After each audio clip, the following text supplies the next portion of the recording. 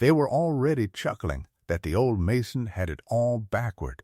for no man with any sense in that country laid a king's fire floor under a one-room hut and called it a whole autumn's work. And here was Pak Tae-ho, past 60 and poor as the hoarfrost, spending the best months of the year not raising a house at all, but building a floor, digging and leveling the frozen ground and laying into it a whole buried road of flat stones and low stone channels for the heat of a fire to run down,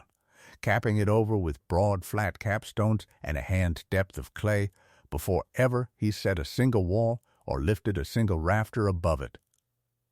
In the autumn of 1886, in a high village called Solmae, in a cold fold of the Kaema Plateau, the frozen roof of the far north of Korea, where the land shoulders up against the Manchurian plain, Pak laid his fire floor the slow and careful way his own master had taught him half a lifetime before, while all around him the men who had grown prosperous on the grain and hide trade chuckled at him in amused disbelief for a foolish old man who put the fire's road before the roof and the floor,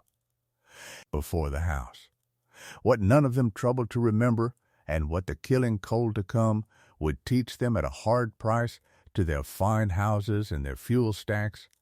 was that on that cold roof of the world, the true enemy of a winter was never the fire a man could build, but the long night he could not shorten, and that the deep, well-laid fire floor the old mason was burying in the frozen ground was the single most perfect answer to that long night that anyone in that country had ever devised. He had come back to that high village carrying an old craft and very little else. He was a broad, weather-darkened, deliberate man of past 60, born in that same cold north in a house over a fire floor much like the one he now laid. And he had spent the whole of his long life on the plateau and knew its winters the way other men know their own hands. He had been a stonemason all his years, and, above that, a master layer of the fire floor. A man who could read the fall of a floor and the draw of a flue, and lay the buried fire road so true that the heat ran even to the farthest corner and held there till morning, a craft he had learned as a young man at the side of an old master in a great house away to the south, and had carried home again when his strength for heavier work began to go. He had buried a wife and outlived most of the friends of his youth, and he shared his small house now with his nephew, a quick, restless young man of about 28 the village knew as Dae-su, who had grown up half ashamed of the low one-room house, hungering after the many rooms and deep eaves of the prosperous, and who would, before that winter was through, defend the deep fire floor to any man in the village who would hear him. They were not poor in the way the village meant it, though they were poor enough. They were poor in the new coin of grand rooms and fine braziers and towering fuel stacks, and rich in a thing the village had lately stopped counting. For Pak knew one plain thing in his bones that the newly prosperous men around him had let themselves forget, because they had begun to measure a winter house by how many fine rooms it raised and how great a fire it could feed, and not by what the house was truly asked to do. It was this, that on the frozen plateau, the thing that kills is not the cold of the daylight hours, but the long, deep, still cold of the night, the clear and windless dark when the warmth of the ground pours straight up into a black sky and the cold pools in the valley like water, hour upon hour until the coldest of it comes just before the dawn, and that against so long a night no mere fire is any true answer, because a fire warms only while it burns. And no man alive can keep a great fire roaring through every hour of a plateau night. The answer, the only answer, is not a bigger fire, but a store of heat that outlasts the fire. And there is no better store of heat in a poor man's reach than a deep floor of stone. Lay a fire road of flat stones and low channels under the whole floor, Pak knew, and run a single evening's cook fire down it, and the heat of that one fire will charge the whole mass of stone and clay above it, and long after the fire has died to gray ash the stone will go on giving that heat back, up through the floor and into the very bodies of the people asleep upon it, so that the floor is still warm to a bare hand at the black dawn with nothing at all burning. And there was more to it than the mass. The heat of a fire floor rises from the ground, where a man's body lies and sits, and warms the man directly, where the heat of a brazier set in the middle of a great room only warms the air. And the air leaks away through the tall, cold walls as fast as the fire can make it. And the fire floor asks only a small room to warm, where the grand many-roomed house must feed a fire that never stops and heat a great volume of air forever escaping. And there was the last thing, the thing the whole craft turned upon, that the fire road must be laid deep and even and true, by a man who understands the draw of it, or it will smoke back and leave cold corners and give up its heat too fast, and so the fire floor is a thing that must be built first, and slowly and perfectly, before the house is ever raised on top of it. Pak had built his winter not on a fire, but on stored heat, on warmth from the ground, and on a master's fire road laid before anything else. And the village called all of it foolishness. But knowing that stored heat beats the long night is one thing, and laying the deep fire road that will hold a household through a plateau midwinter is another, and every stage of it drew fresh amusement from the men raising their big, fine houses. Through the whole of that autumn Pak and Dae-su worked the ground.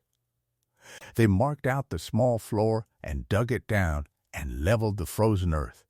and set the low firebox at one end, the same mouth that would cook their evening rice, and from its throat they laid the fire road, long lines of low stone channels running the length of the floor and rising by the smallest of grades toward a chimney at the far corner, so that the fire would draw its own heat and smoke down the whole buried road and up the far flue of its own accord.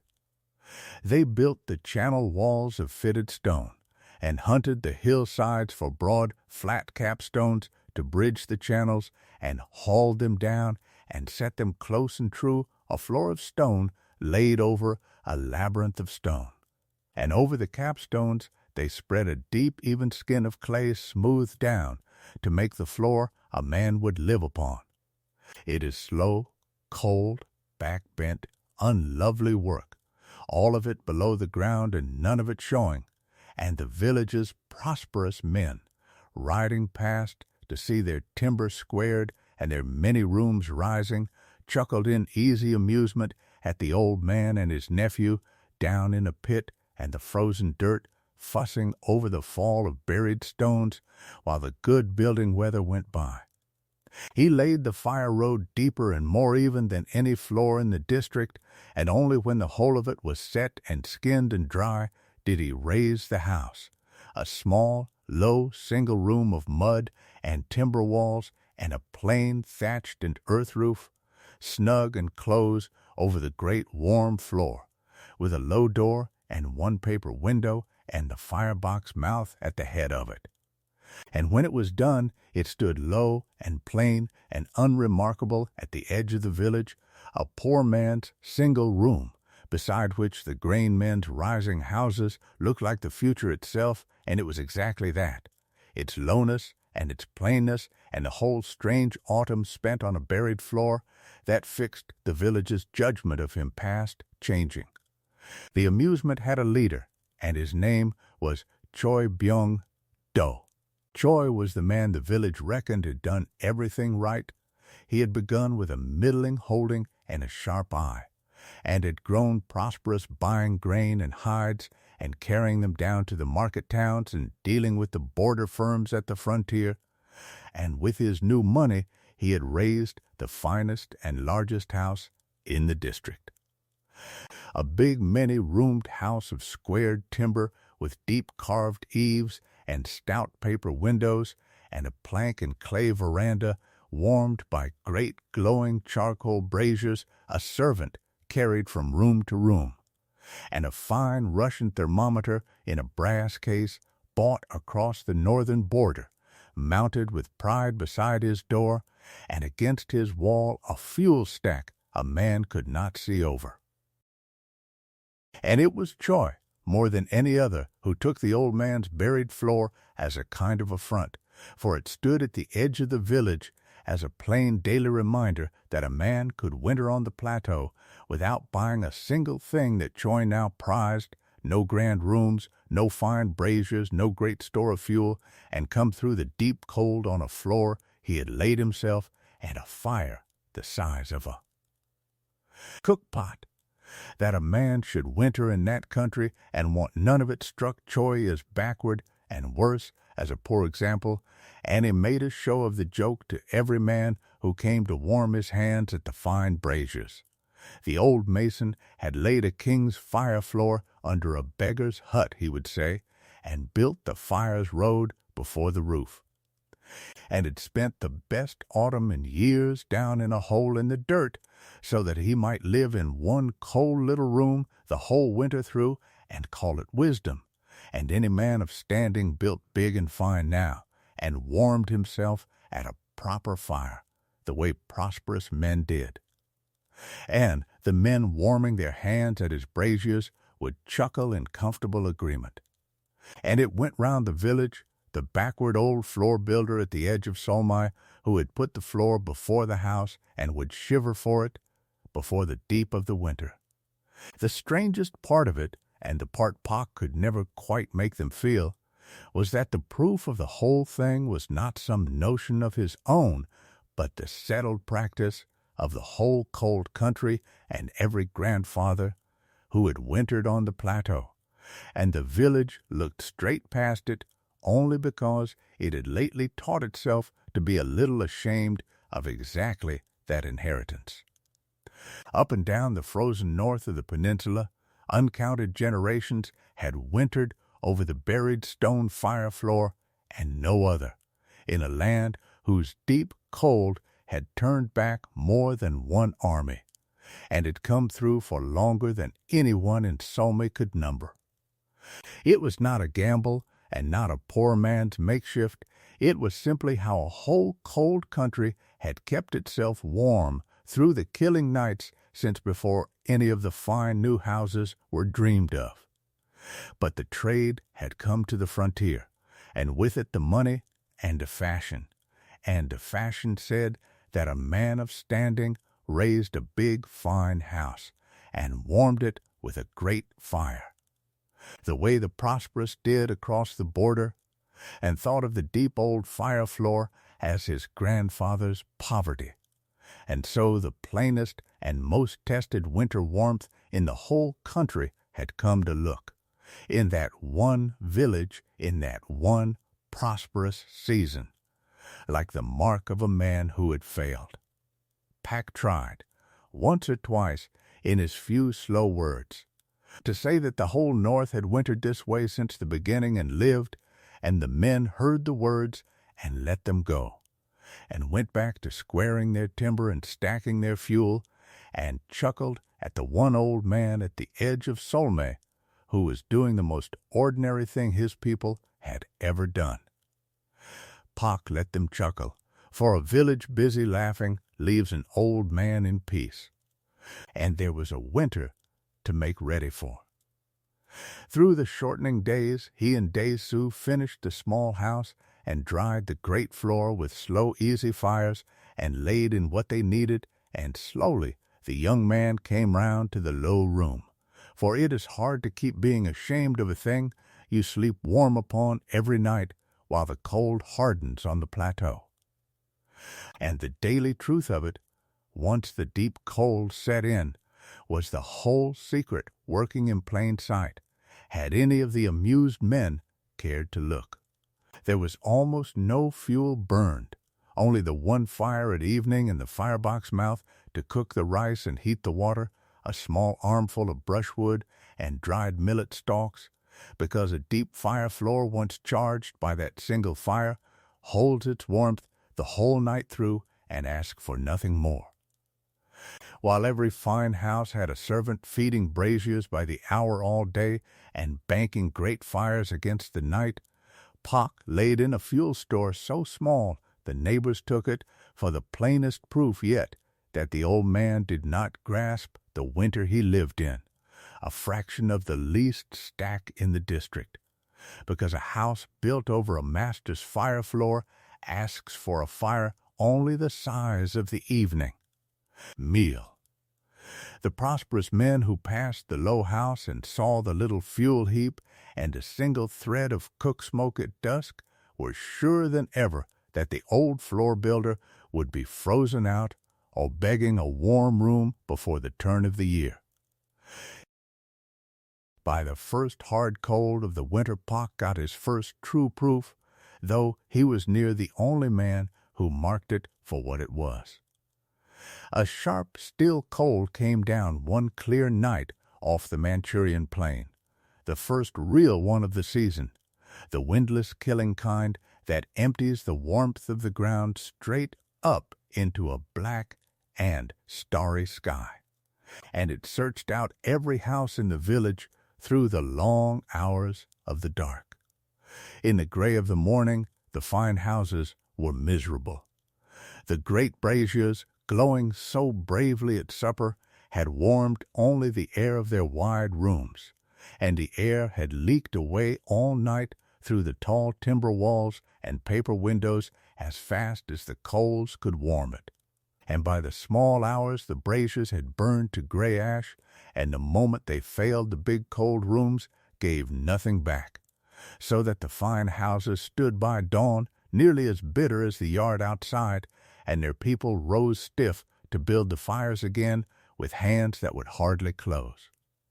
That was the plain price of the great fire in the great cold room.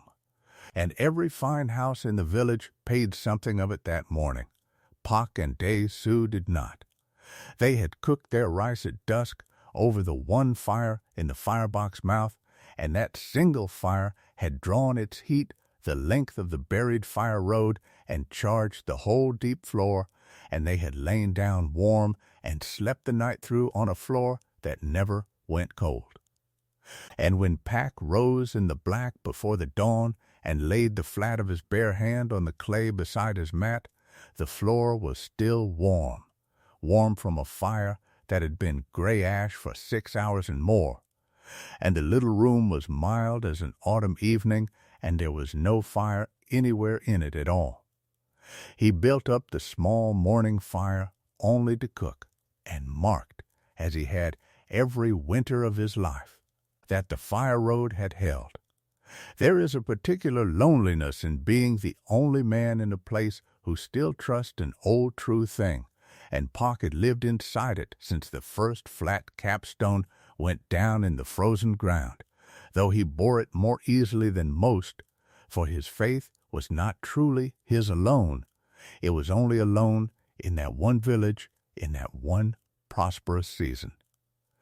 On the hard, clear nights of that early winter, he would sit late by the cooling firebox with the warm floor breathing its held heat up around him, and go over the whole of it again the way a careful man checks a thing he has staked the winter upon.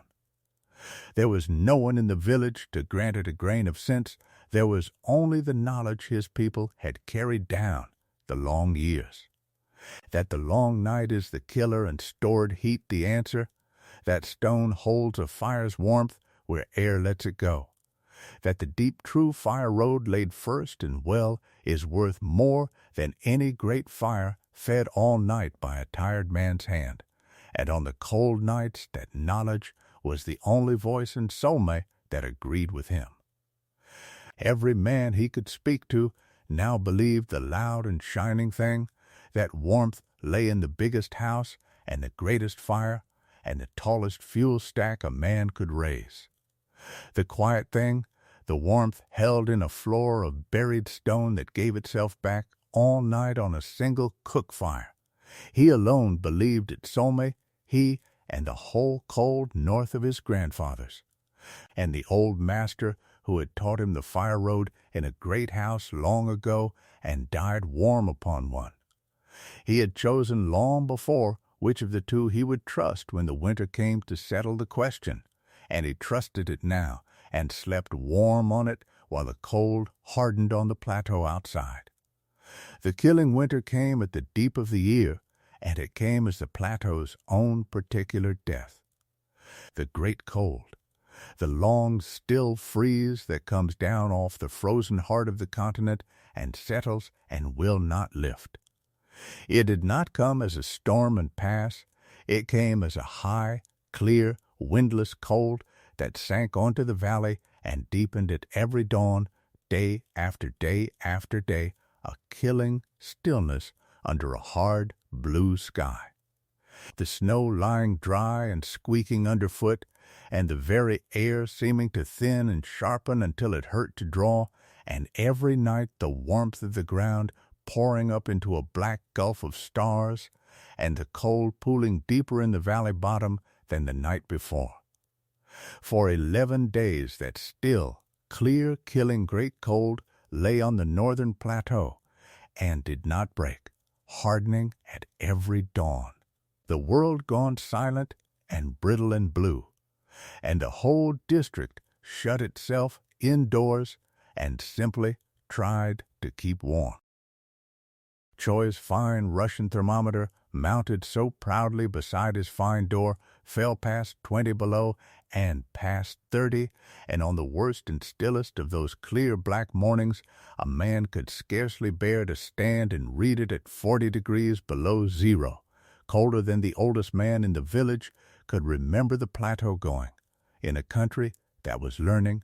dawn by killing dawn.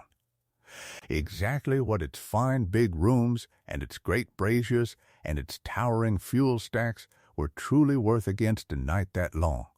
40 below and 11 nights of it, each one longer and stiller and deeper than the last. At such a cold, held so long, the whole comfortable arithmetic of the fine house came apart.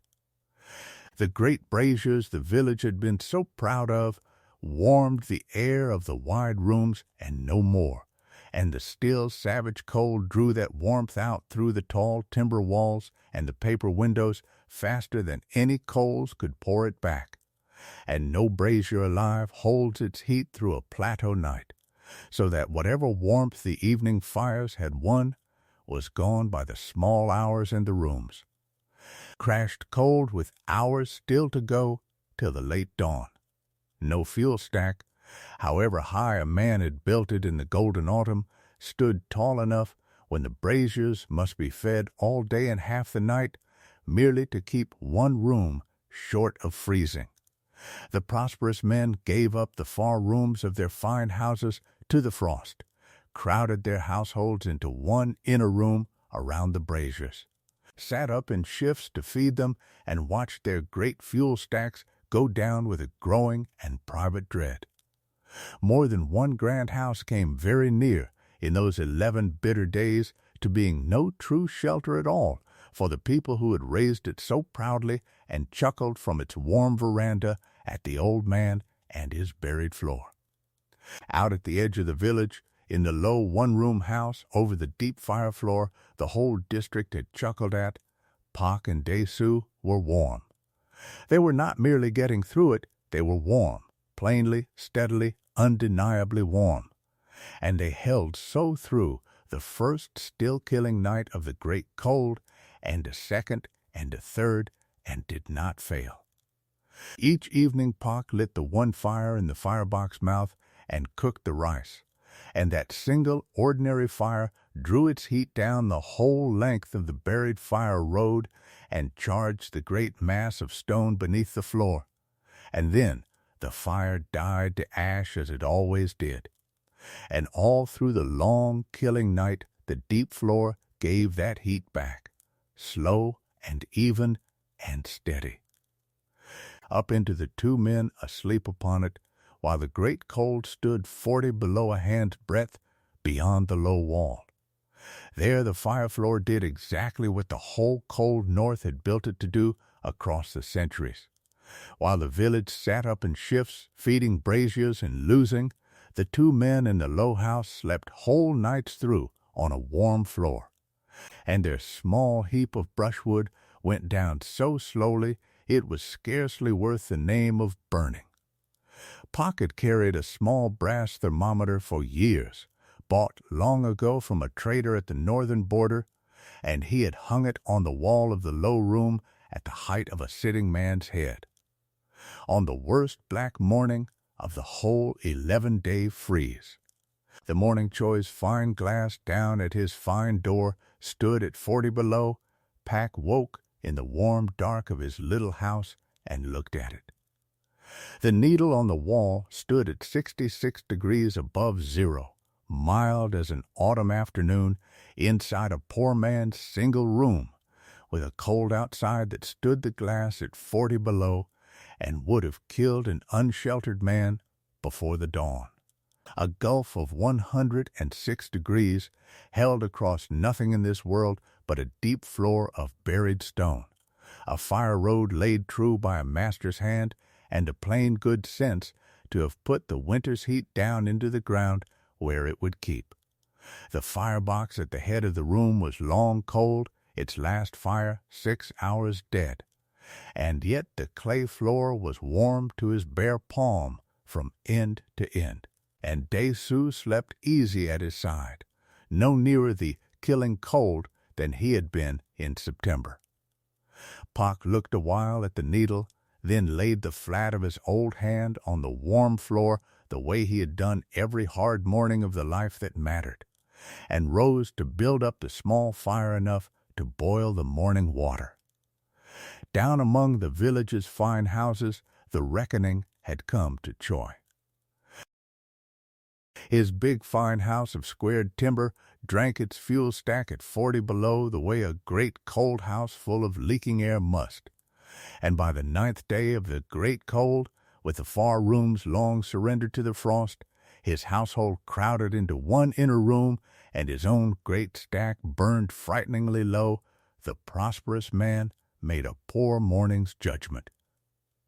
He wrapped himself and set out on foot across the frozen village to a kinsman who was said to have fuel and coals to spare, a walk of no distance at all that he had made 100 times in easy weather.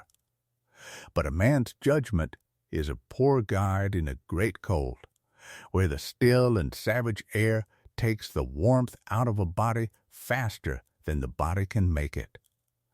The killing cold got into him within a few hundred paces, took the surety out of his hands, and then the strength out of his legs, and a numbing dullness came over his thinking, so that the short familiar way seemed to turn and lengthen and lose itself, and he could no longer be sure which way his own fine house lay. He blundered on across the hard blue dusk, the cold climbing his arms. And the one thing he could at last make out clear in all that brittle failing light was a low warm glow at the edge of the village, a soft amber light bleeding around a low door and a single paper window, the fire-floor house he had laughed at from his own fine veranda all the autumn long, warm and lit and steady at the edge of the frozen fields. He came to the low door and beat on it with a hand he could no longer feel, and the door drew back, and the held warmth of the deep floor rolled out over him into the killing cold like something solid a man could lean his whole weight upon. And Pak's old hands took hold of him and drew him down over the low threshold and shut the great cold out behind him. They laid him on the warmest part of the floor, near the head of the room where the buried fire road ran closest under the clay, and worked the warmth back into him slowly, the way you must. Dae-su chafing his numb white hands and getting hot water into him while the deep floor gave up its steady heat beneath him, and the fierce pain of the thawing came on and told him he would keep his fingers. And it was while he lay there, warmed from the stone beneath his own body, with the worst great cold in memory standing 40 below a hand's breadth beyond the low wall, that Choi looked about the little room for the great glowing braziers that surely must be making such a heat, and found none. There was no brazier at all, and no great fire. Only the small cold mouth of the firebox at the head of the room, its last fire hours dead and gray, and beneath him the warm clay floor breathing its held heat up into his aching back, holding 66 above against 40 below on a fire that had been ash since before the dark. He laid his thawing hand flat on the warm floor beside him and felt the steady, stored ground, deep heat of it.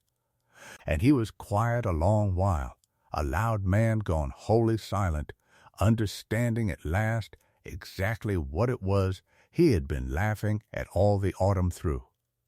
"There is no fire in it," he said at last, low, as if it were a thing he could not make sit right in his head. "You are keeping warm at 40 below, an old man and his nephew, on a floor and a fire the size of a supper. And I have burned a whole house of fuel and sat up 9 nights and am frozen out of my own fine rooms." Pak told him only that the stone keeps the fire's warmth where the air lets it go, and that a man must put the heat in the floor and lay the road for it true, and that his own old master had died warm on a floor no better than this one, and Choi, with the painful heat coming back into his hands. Said lower still that he had been a loud fool about the old man and the buried floor alike, and had said things from his own fine veranda he had no business ever to have said. And Pak,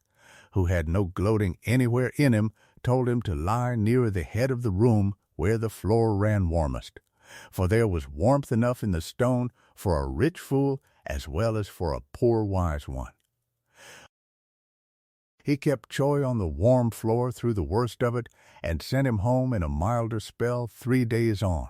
wrapped and studded on Dae-soo's arm with a heated stone carried in his coat.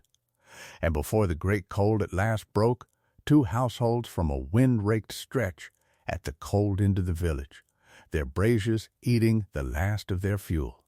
made their way to the low house on the word that there was steady warmth in it, and the small room over the deep fire floor that had been built for 2 held them all,